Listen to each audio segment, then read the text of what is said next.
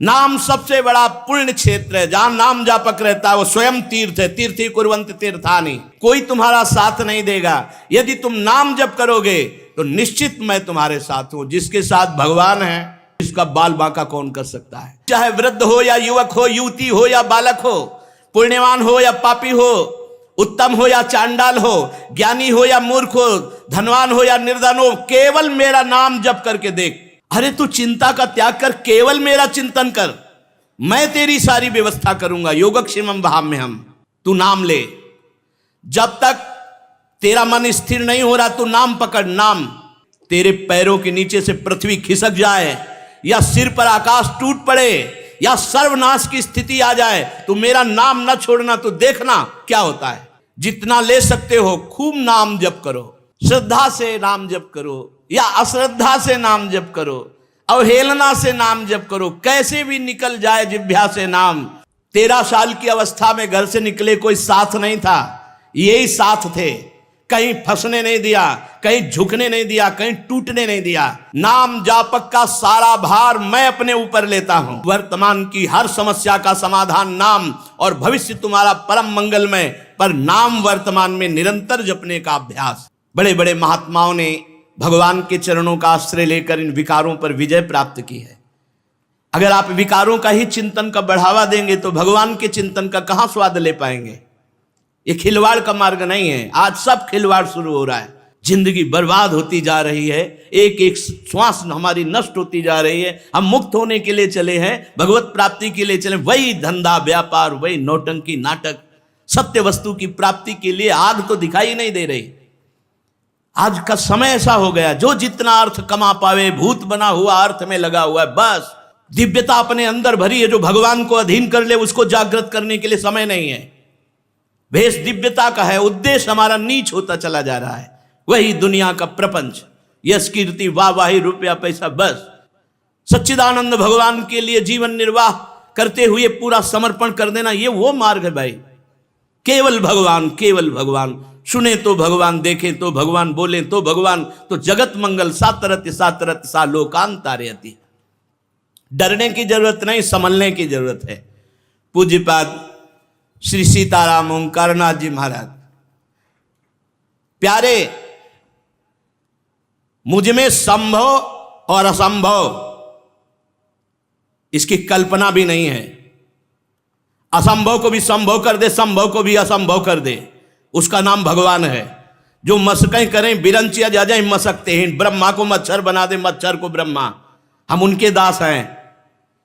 ये काम क्रोध लोभ मोह मद मत्सर भगवत विमुखता के कारण आक्रमण करते हैं। मैं कमल नाल कोमल से हाथी को बंधवा सकता हूं। मैं गाय के खुर के गड्ढे में सुमेरु पर्वत 4 लाख योजन का उसको डुबा सकता हूं। मेरी सामर्थ्य का कोई निर्णय कर सके, आज तक ऐसा पैदा नहीं हुआ। ऐसी शक्ति जिसने मेरे में है, किसी में, जिसमें भी देता हूं मैं ही देता हूं। तू मेरा दास है, तू चिंता कर रहा है। पुकार, तू मेरे को पुकार, मत डर मत डर, मेरी शरण में आ जा। तब तक तू नाम का आश्रय ले, और फिर नाम जब तुझे पकड़ लेगा तो देख, तेरे पैरों के नीचे से पृथ्वी खिसक जाए या सिर पर आकाश टूट पड़े या सर्वनाश की स्थिति आ जाए, तो मेरा नाम न छोड़ना। तो देखना क्या होता है। ठाकुर हरिदास जी के पास वैश्या गई, 3 दिन श्रृंगार करके बैठे रहे। तीसरे दिन परिवर्तन कर दिया ठाकुर हरिदास जी ने। हरे कृष्ण कृष्ण कृष्ण हरे हरे, भगवान नाम के बल से। चाहे पृथ्वी तेरे पैरों के नीचे से खसक जाए, चाहे आकाश टूट जाए, चाहे सर्वनाश की स्थिति आ जाए, तू नाम न छोड़ना। फिर देखना क्या होता है। मैं तुझे हर समय छाती से लगा के रखूंगा यदि तू नाम जप करेगा। सर्वे नश्यन्ति ब्रह्मांडे प्रभवन्ति पुनः पुनः, नामे भक्ता प्रणश्यन्ति निशंकाश्च निरापदा। डर मत, सब ब्रह्मांडों का नाश हो जाने पर भी मेरे भक्त का नाश नहीं होता। नामे भक्ता प्रणश्यन्ति निशंकाश्च निरापदा। शंका रहित हो जाओ, केवल नाम जप करो। मैं सत्य कहता हूं, जो मेरा नाम जीभ से लेता है उसका हृदय पाषाण काष्ठ सदस्य अपवित्र हो, कठोर हो, तो भी मैं उसे द्रवित करके प्रेमी बनाकर और मृत्यु काल के पहले ही उसे परम पद प्रदान कर देता हूं। मृत्यु काल के पहले ही परम पद प्रदान कर देता हूं। अपनी छाती जानती कि अपनी स्थिति क्या है, अपने को कौन सा भय रह गया है, कौन सा शोक रह गया है, या हम किस पद पे स्थित हो चुके हैं, वो हृदय जानता है। उपासक का जीते जी हृदय बता देता है मैं जीवन मुक्त हो गया हूं। ओ संतृप्त, त्रसित, भोगलोलुप, भोगों की तरफ मत दौड़, ये तेरा सर्वनाश कर देंगे। तू चाहे वृद्ध हो या युवक हो, युवती हो या बालक हो, पुण्यवान हो या पापी हो, उत्तम हो या चांडाल हो, ज्ञानी हो या मूर्ख हो, धनवान हो या निर्धन हो, केवल मेरा नाम जप करके देख।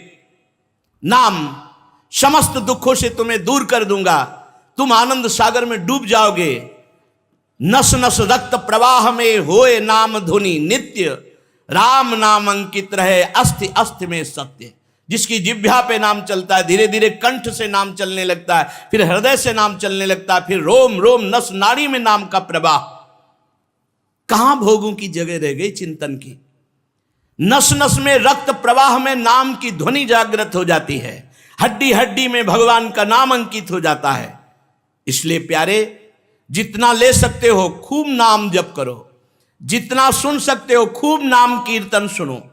नाम सुनो, नाम जपो, नाम चिंतन करो।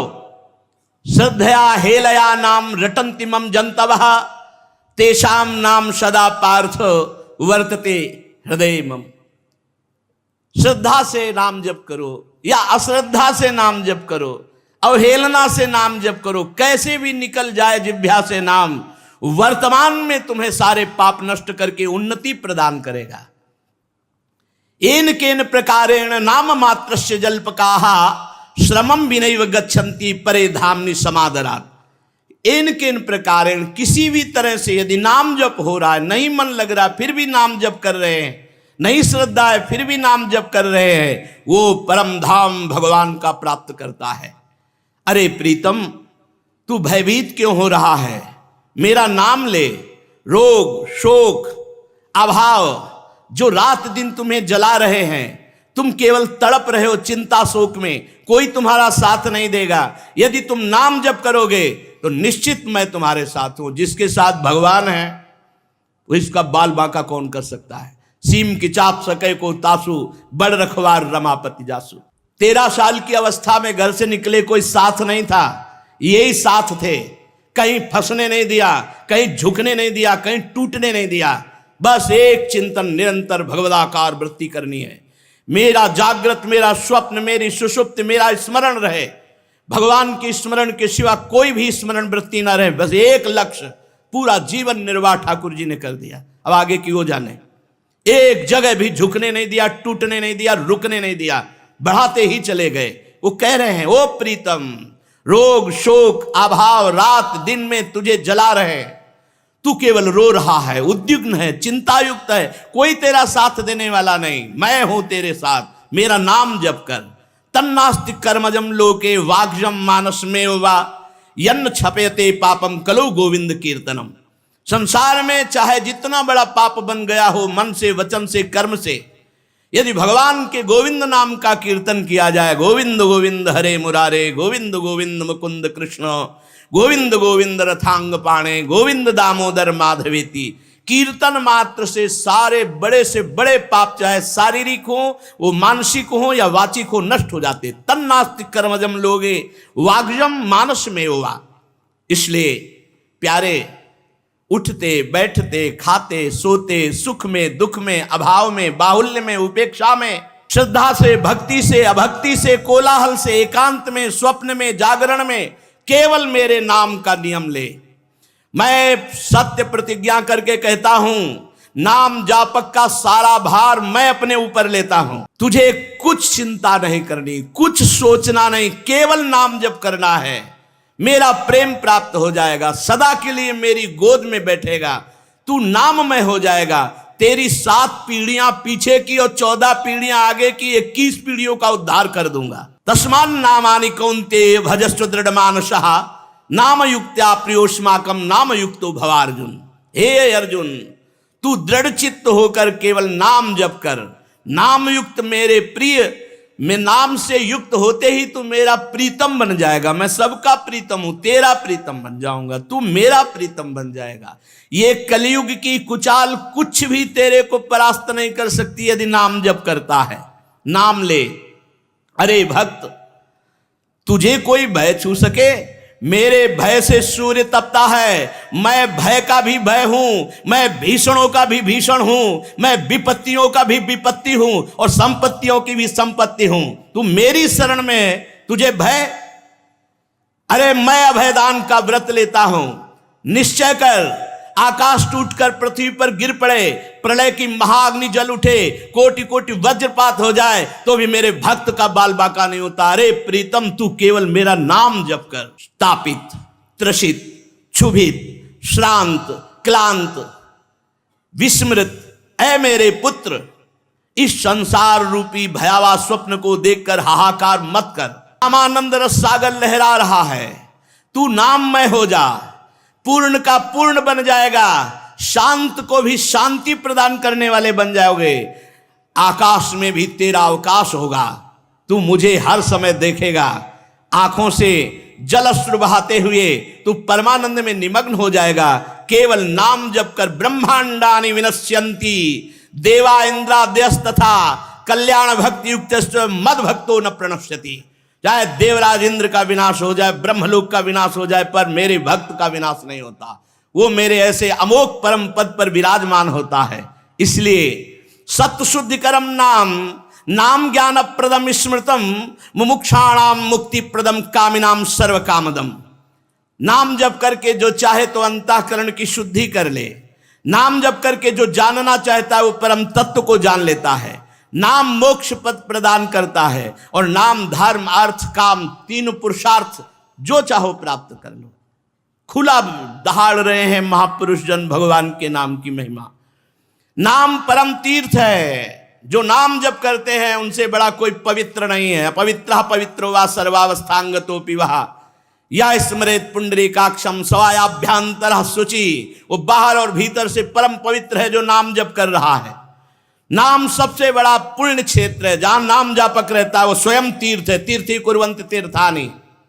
नाम ही परम देव है जो नामी को भी अधीन कर ले। इससे बड़ा और कौन सी सामर्थ्य। सुमिर पवन सुत पावन नामू अपने बस करी राखे रामू।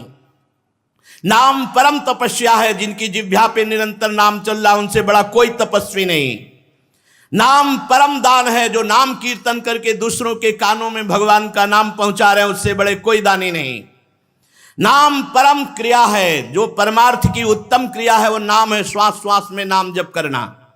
नाम परम धर्म है। नाम चल रहा है तो महाभागवत धर्म स्थापित है हृदय में। पर ऐसा त्रिभुवन की राजलक्ष्मी देने पर भी जो आधे पल के लिए भगवान का विस्मरण न करे वो महाभागवत।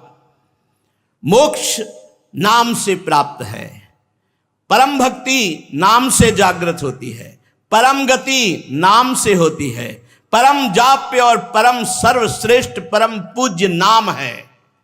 ओ प्रीतम, नाम लेने से तुझे वर्तमान की समस्याओं का समाधान और भविष्य की चिंता से रहित और भूत का विनाश, जो तुम्हारा पवित्र कर्म हो गया उसका विनाश, वर्तमान की हर समस्या का समाधान नाम और भविष्य तुम्हारा परम मंगलमय। पर नाम वर्तमान में निरंतर जपने का अभ्यास। ओ प्रीतम, क्यों डरते हो? अविराम नाम क्यों नहीं लेते? तुम्हें डर लग रहा है? अरे अग्नि भी मुझसे प्रज्वलित होती भयभीत होकर। सूर्य भी तपता है मेरे से भय युक्त होकर। इंद्र वायु मृत्यु भी अपना अपना कार्य करते हैं मेरे भय से। और तुम मेरा शरणागत भक्त है और भयभीत होता है। अरे तुझे कोई छाया भी नहीं छू सकती यदि तू मेरा नाम जप करता है, मेरी शरण में है। अधिक क्या कहूं? ऐ देहधारी, भक्त को मैं अपना सिरमौर मानता हूं। तो ऐसे भक्त को कोई झुका दे, कोई रौंद दे, ऐसा नहीं। कोई काम क्रोध लोभ मोह मद मत्सर, ऐसा नहीं। मेरा सुदर्शन चक्र त्रिभुवन को नाश करने की सामर्थ्य रखता है और वो मेरे समर्पित भक्त के पीछे गुप्त रूप से रहता है। कोई बात, कोई शोक, कोई चिंता तुझे बिल्कुल नहीं सता सकती। मैं नाम रूप से जागृत हूं। तू मेरा केवल जप कर। नाम रूप से परमात्मा, जेई नाम तेई कृष्ण। अरे ओ प्रीतम, तुझे मैं कितना प्यार करता हूं जानता है। जब से तू मेरे से बिछड़ा है मैं तेरे पीछे अव्यक्त रूप से हूं। हर समय भगवान हमारे साथ है। तेरी आकांक्षाएं ने तुझे बर्बाद कर दिया। चाह, ये इच्छा, ये इच्छा, ये इच्छा तुझे बर्बाद कर दिया। तुझ पूर्ण काम को इच्छाओं में फंसाकर नष्ट कर दिया। तूने कामिनी की चाह की तो मैं नारी बनकर उपस्थित हुआ। तूने पुत्र की चाह की, जो जो चाह की मैं ही उपस्थित हुआ हूं। तू नहीं जान रहा। अरे जन्म जन्मांतर हो गए इनमें फंसते हुए। लौट, इस जड़ देह और देह के संबंधों का त्यागने की सामर्थ्य नाम जापक में है। तू नाम जप कर और लौट।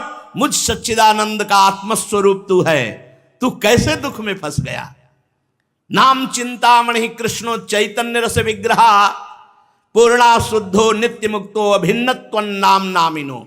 नाम नामी अभिन्न है श्री कृष्ण में। श्री कृष्ण नाम है। नाम चिंतामणि है, चैतन्य रस विग्रह है, पूर्ण है, नित्य मुक्त है।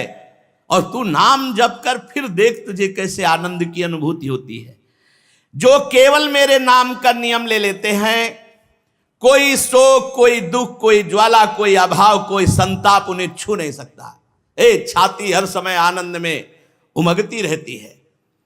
गिरधर कितना सुख देते हैं। मीरा जी कहती जाने मोरी छाती, हृदय मेरा जानता है। तू परमानंद हो जाएगा। नाम संकीर्तन करके तू महापातकों का नाश करने वाला बन जाएगा। तू निष्काम की चरम सीमा में पहुंच जाएगा। तू मेरे भक्तों को प्रेम दान करने वाला बन जाएगा। स्वयं प्रेमी नहीं, प्रेम दान करने वाला बन जाएगा। ओ अनन्य गतिहीन, भोगी, परद्रोही, यदि अब भी तेरी समझ में आ रहा हो तो नाम जप कर ले। गतिहीन, भोगी, परद्रोही अब भी समझ में आता है वो, तो नाम जपना शुरू कर दे। तू महान बन जाएगा। नाम से वैराग्य बढ़ना चाहिए। अगर वैराग्य विहीन है तो पहले नाम वैराग्य पैदा करेगा, चाहे जितना समय लगे। वैराग्य के बिना कुछ नहीं होता। रागी पुरुष, भोगी पुरुष बिल्कुल अनुभव नहीं कर सकता नाम का क्या परमानंद स्वरूप है, क्या भगवतानंद का मार्ग है। अरे वैराग्यवान को जो सुख है वो ब्रह्मा को भी सुख नहीं। फिर ब्रह्मबोध को जो सुख है वो तो बात अलग हो गई। ब्रह्मचर्य आदि नियम, धर्माचरण, ये नाम को प्रज्वलित करते हैं। चाहे गृहस्थ में हो, चाहे विरक्त में हो, व्यभिचारी गंदे आचरण करने वाला नाम में रुचि नहीं हो सकती। पापवंत कर सहज स्वभाव, भजन मोरते भाव न काऊ। बहुत हो गया, बहुत जन्म हो गए इन इंद्रियों और मन की गुलामी करते हुए। उठो, नाम जप के बल से उठो और इंद्रियों और मन को रौंद दो। भगवान के अधीन करो इनको। तुम में सामर्थ्य है, तुम अपनी सामर्थ्य को खो चुके हो। तुम भगवान के अंश हो, तुम में दिव्य ज्योति है। जितना चाहो उतना तुम महान बन सकते हो, जितना चाहो उतना नीच बन सकते हो। तुम्हें अवसर मिला है, काहे को नीचता की तरफ जाओ। ब्रह्मचर्य आदि गुण, व्रत, जैसी परिस्थिति है, जैसी भी हमें गुरुदेव रख रहे हैं, इष्ट देव रख रहे हैं, हमें राजी रहना है। इससे क्या होगा कि हमारे अंदर क्रोध नहीं आएगा, गुस्सा नहीं आएगा। नहीं, ये इतना बेईमान मन है कि इष्ट देव पे भी गुस्सा कर सकता है, ये आचार्य पे भी गुस्सा कर सकता है, ये परम कृपालु गुरुदेव पर भी गुस्सा कर सकता है।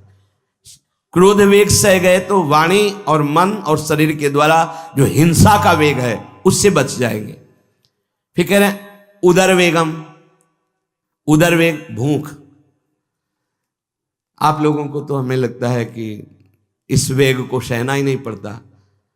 ये जो विरक्त गंगा किनारे घूमने वाले हैं, इनको ज्यादा इस वेग को सहना पड़ता था।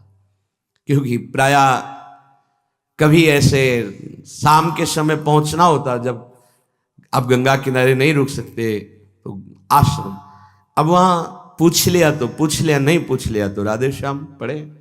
अगर कोई मंदिर मिल गया तो हम आश्रम आदि कोई खोजना ही नहीं, गांव में तो जाना ही नहीं है। क्योंकि नवीन अवस्था में कभी गांव में भिक्षा भी नहीं मांगी, आकाश वृत्ति का ही आश्रय लिया जो शास्त्र सम्मत। गांव में कभी पूरे जीवन में किसी गांव में किसी एक रात्रि किसी घर में कभी शयन नहीं।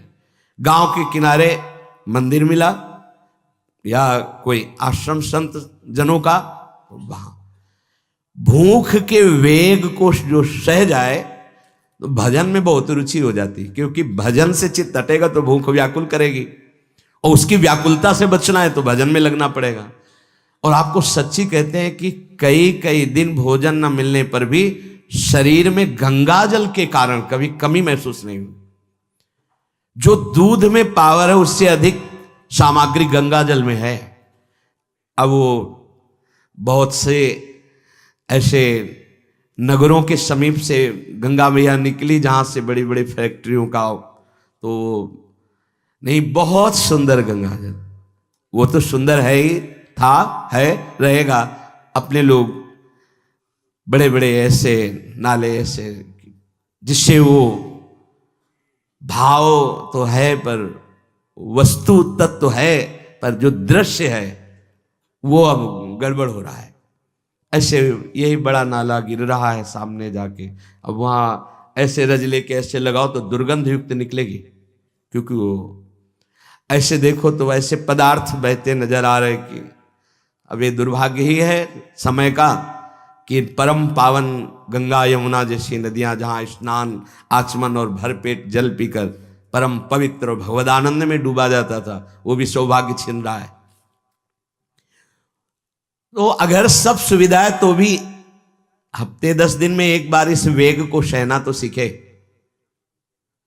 कस के भूख लगे और आज नहीं पाएंगे। एक दिन किसी व्रत का अनुष्ठान करने के लिए हम नहीं कह रहे, लेकिन इस वेग का आनंद तो लीजिए ना कभी। एक टाइम का छोड़ दीजिए, एक दिन केवल हफ्ते में सुबह थोड़ा ले लिया, बस अगले सुबह लेंगे थोड़ा, तो आपकी दिनचर्या नहीं बाधित होगी। आपको तो मिल रहा है ना, मिल ही नहीं रहा था। जो उदर वेग है, भूख में भजन का एक तार जुड़ता है, ये देखा है। क्योंकि ना तो नींद आएगी और ना कहीं और कोई प्रपंच की गुंजाइश है, क्योंकि उदर वेग जब भूख से व्याकुल जी होता है तो बचने के लिए एक ही उपाय है, केवल भगवत चिंतन। हटो उसके चिंतन से। ये पूर्व के संतों ने बहुत कष्ट पूर्वक भजन करके जो लाभ प्राप्त किया है वो आप लोगों को सहज में मिल। कभी कभी अपने को इससे परिपक्व करना चाहिए।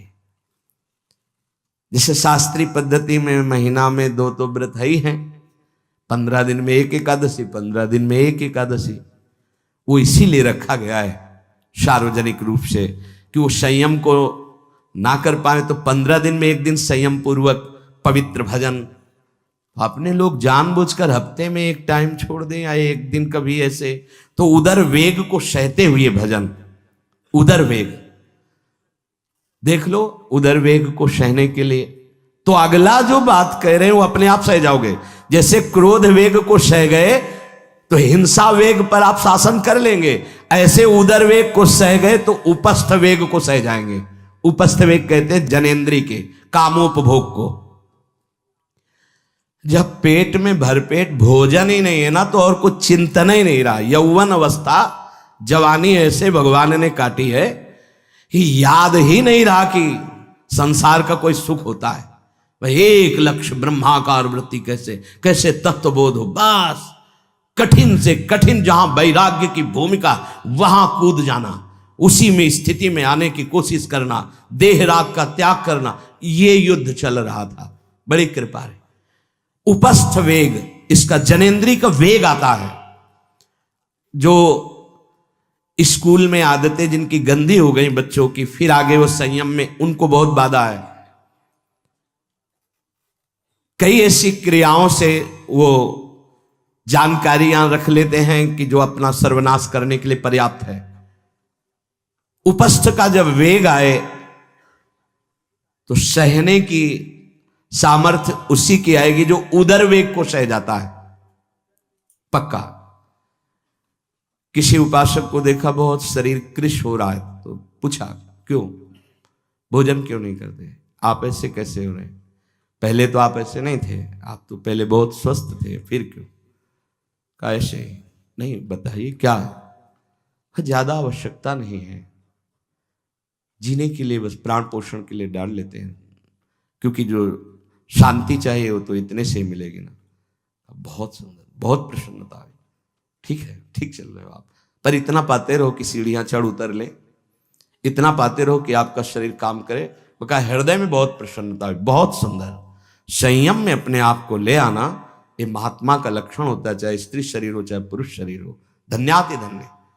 आप अपने आप को कस दीजिए, यही तो राग त्यागना ही। जो जवानी में अपने आप को जला दिया वो बुढ़ापे में चमकता है, ध्यान रखना। जो जवानी में उद्दंडता में समय व्यतीत किया वो बुढ़ापे में गंधाता है, ये भी ध्यान रखना।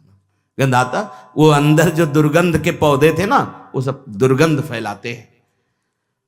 पूज्य श्री पंडित गया प्रसाद जी महाराज जी ने कहा, गृहस्थी में होते हुए भी 40 और 45 के बीच में काम विजयी हो जाना चाहिए, नहीं तो जीवन बिल्कुल बर्बाद हो जाएगा।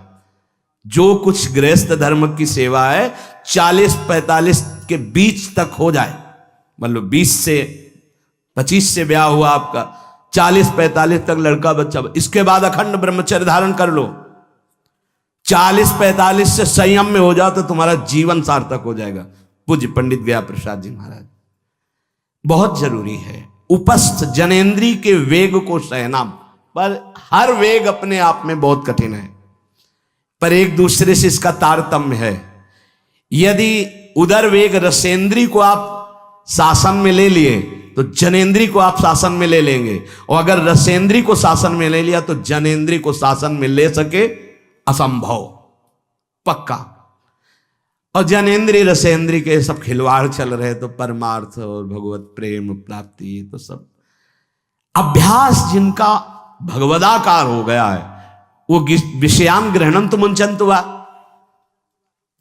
जब इंद्रियों पर शासन बाबा ने अपने किया तो 24 घंटे में एक कवल पाते थे, एक कवल। आश्चर्य होता है, ऐसे सामने दाल रोटी सान ली गई और एक कवल जितना बाबा सिद्धासन पद्मासन का से। और जब भगवदानंद ब्रह्मानंद में 70 घरों में एक दिन में भिक्षा में जाते थे, एक दिन भिक्षा। अब वहां गए तो एक कवल तो पाया ना, तो 70 कवल हो गए। विषयान ग्रहणंत मुंचंत हुआ, कोई फर्क नहीं पड़ा। पर हम क्या होता है कि स्थिति होती नहीं तो सिद्धों की नकल करने लगते नहीं। पहले हम साधक हैं, पहले हमारी इन वेगों पर विजय प्राप्त करने की वृत्ति आनी चाहिए। वाणी का वेग, मन का वेग, क्रोध का वेग, हिंसा का वेग, उदर का वेग और जनेन्द्री का वेग, एतान वेगान सहते यस्तु विद्वान। वही शास्त्रों के रहस्य को जानने वाला परमार्थी है जो इतने वेगों को सह जाए। निंदा चास्य हृदयम नोपहन्यात्। इसके बाद जब उसकी निंदा हो तो उस पर कोई फर्क नहीं पड़ना चाहिए। इसके बाद जो इन सब वेगों को सह गया है, अब उसकी निंदा हो रही, कोई निंदा कर रहा है तो उसको आनंद पूर्वक सह जाए। ऐसा क्यों कहा? इसके बाद अगर दोष है, निंदा हो रही, तब तो संभालना ही, ये गलती हो गई आपसे। जब आप दोष रहित है फिर निंदा हो रही तो आनंद पूर्वक आपको उसका विरोध नहीं करना, सहना है। क्योंकि ये सहना बिल्कुल भगवत साक्षात्कार के नजदीक ले जाएगा। देखो, अपमान, निंदा, तिरस्कार, असलियत में हम कैसे साधक हैं इन्हीं के द्वारा परिचय होता है।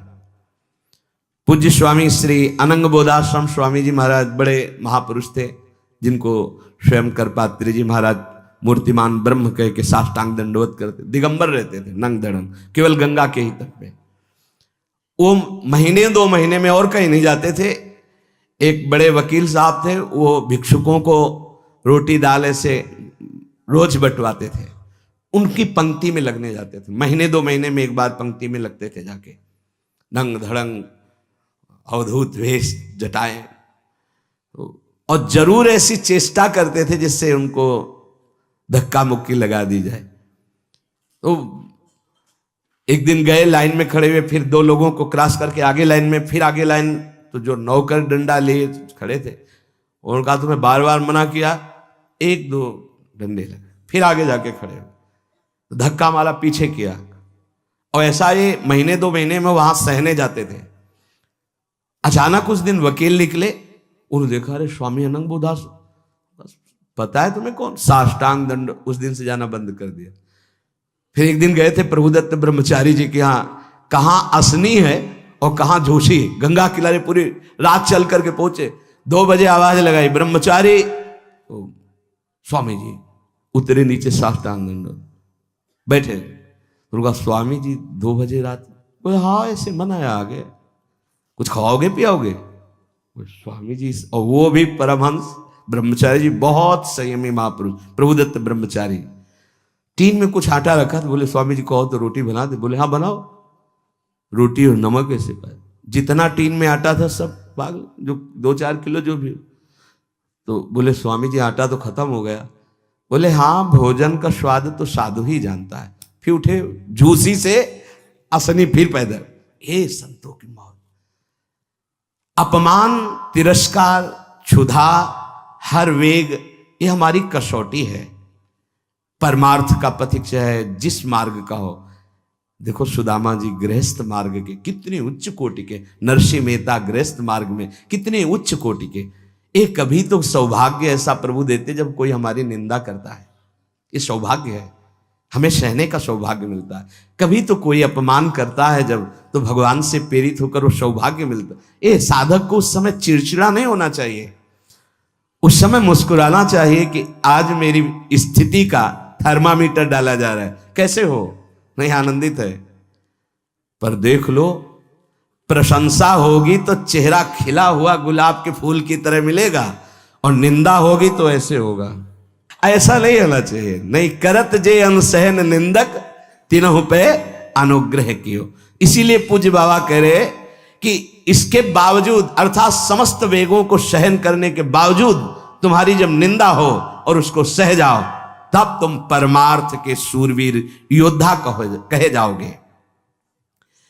विपत्ति में सब साथ छोड़ देते हैं तो हृदय के भी साथी साथ छोड़ते हैं, ध्यान रखना। जब विपत्ति आती है तो मन भी साथ देना बंद करने लगता है, विपरीत जाने लगता है, बुद्धि भी विपरीत जाने लगती है। इसलिए जो विपत्ति में अपने धैर्य और साहस को न खोकर अपने सिद्धांत से चलता है उसे महात्मा कहते हैं, चाहे वो गृहस्थ हो चाहे विरक्त हो। ध्यान दीजिए, संपत्ति में, अनुकूलता में तो सब सावधान होने की कोशिश करेंगे, बड़ी कृपा है भगवान की। यहां कहने विपत्ति में सब साथ छोड़ते हैं, ये जीवन में देखा है। विपत्ति में ना तो बाहरी कोई साथ देता है और न मन साथ देता है, उस समय भजन साथ देता है, भजन। विपत्ति में हृदय को जो दृढ़ रखे, धैर्यवान और साहस बिल्कुल ना गिरने पावे, आगे बढ़ो, नाम जब तुम्हारा भजन वैसे ही चलना चाहिए, तब समझना चाहिए कि हमारी साधना परिपक्व। विपत्ति में कोई साथी नहीं होता, देखा गया है, कोई साथी नहीं। मन भी धोखा दे देता है, मन भी, अपना मन भी साथी नहीं, उस समय केवल भजन साथी होता है। तभी विपत्ति को कुंती जी ने मांगा, क्योंकि उस समय एक ही साथी होता है, हरि बस। संपत्ति में तो बहुत साथी मिल जाएंगे, अब तो साथी ही साथी हैं, जिधर देखो उधर साथी हैं। और उस समय तो जिधर देखो उधर केवल हरि है, दूसरा कोई है नहीं। ये बड़ा सुख मिलता है जब तिरस्कार और विपत्ति एक साथ होती है, तो सीधे प्रभु से फोन में बात होती, सीधे प्रभु होते हैं, ये आपके सिवा को। इसीलिए बहुत प्रवीण है कुंती माता, इसीलिए कहा कि मुझे विपत्ति दीजिए जो हर कदम में आपका स्मरण कराती है। अच्छा, प्रभु जब कृपा करते हैं तो ऐसी विपत्ति देते हैं कि अंतिम श्वास तक वो बनी ही रहती है, अंतिम श्वास तक बनी रहती है। हर कदम पर जैसे गार्ड रखा जाता है ना, सावधान, यहां से ऐसे ऐसे ऐसे, हर समय विपत्ति महारानी सावधान, तुम्हारा जीवन कभी भी नष्ट हो सकता है, किसी भी क्षण नष्ट हो सकता है, इसलिए हर समय लक्ष्य पे रखो अपनी दृष्टि, प्रिया प्रीतम पे, ये कृपा होती। तो उपासक को जब विपत्ति मिले, सब साथ छोड़ दें, मन भी ना लगे, तब धैर्य और साहस दोनों को सुरक्षित रखते हुए साधना में समय आया है, परीक्षा आई है, फेल मत हो, धैर्य पूर्वक डटे रहो, निकल जाएगा। ये तूफान है, मन का तूफान है, माया का तूफान, निकल जाएगा, आगे बढ़ो। अगर भूल गए तो इससे बड़ी कोई हानि नहीं होगी, ध्यान देना।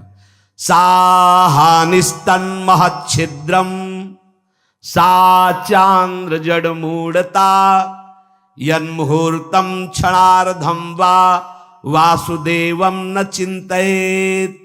अय उपासक, वो मुहूर्त, वो आधा क्षण जिसमें आप अपने प्रभु को भूल गए, किसी भी प्रकार से अपमान को देखकर, निंदा को सुनकर, विपत्ति के चक्कर, सबसे बड़ी हानि हो जाएगी। आधे क्षण के लिए भी प्रभु को नहीं भूलना।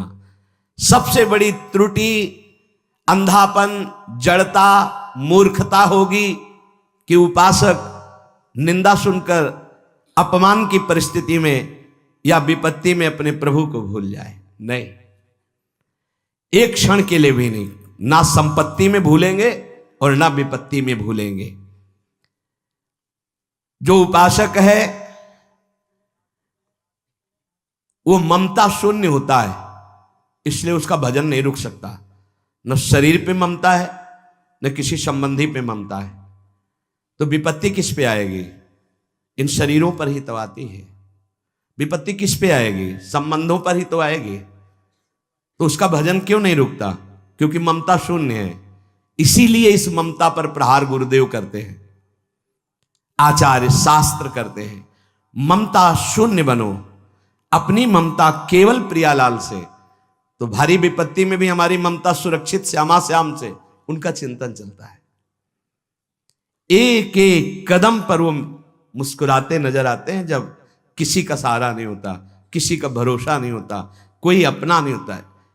ये जानबूझ करके किया जाता है, नहीं तो संसार में सबके कुछ न कुछ अपने होते हैं। संसार में कुछ न कुछ सपने होते हैं और कुछ अपने होते हैं। जानबूझकर सब सपने मिटाए जाते हैं और सब अपनेपन मिटाए जाते हैं। हमारा स्वप्न भी प्रभु होते, कल्पना, भावना, चाहत, गति जो हमारे प्रभु होते हैं, हमारा अपनापन भी प्रभु से होता है। अब व्यवहार में सब अपने हैं। अब देख लो, पहले एक बार अपनापन हटाया, ममता हटाई, प्रभु के चरणों में रखी, इसके बाद अब सबसे प्रभु भाव से नाते नेह राम के मने, अब कोई फर्क नहीं। पर अभी ममता से समता में नहीं पहुंचे, इसलिए ममता हटानी है। एक बार हटाओ, अपने शरीर से, अपने संबंध से, अपने इंद्रियों के भोगों से ममता हटाकर श्री जी के चरणों में। एक अहमता ममता ये जग में है दुखदाई, ये जब श्री जी की ओर लगे तो होत परम सुखदाई। उपासक को क्यों विघ्न नहीं पड़ता भजन में? क्योंकि उसकी कहीं ममता ही नहीं होती। अब वो पधार गए, वो तो मृत्यु लोक है, जाना ही है, राधा राधा राधा। बलराम ब्रजवासी बताते हैं कि उनके बगल में एक गृहस्थ भक्त थे, तो उनका पुत्र मथुरा गया तो एक्सीडेंट से पधार गया, और उनके 4 घंटे जप का नियम था, तो 2 घंटे हुए थे, वो जप रहे थे।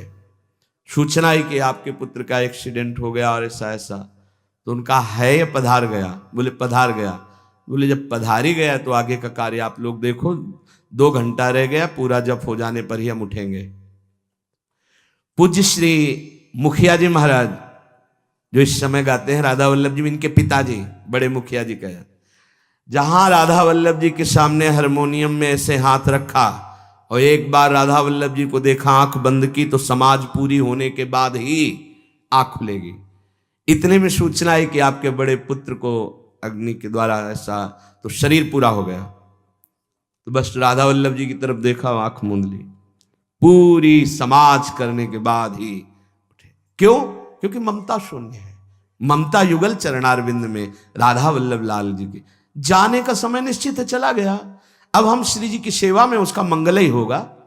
ये आना बड़ा कठिन है, ममता का त्याग होना बड़ा कठिन।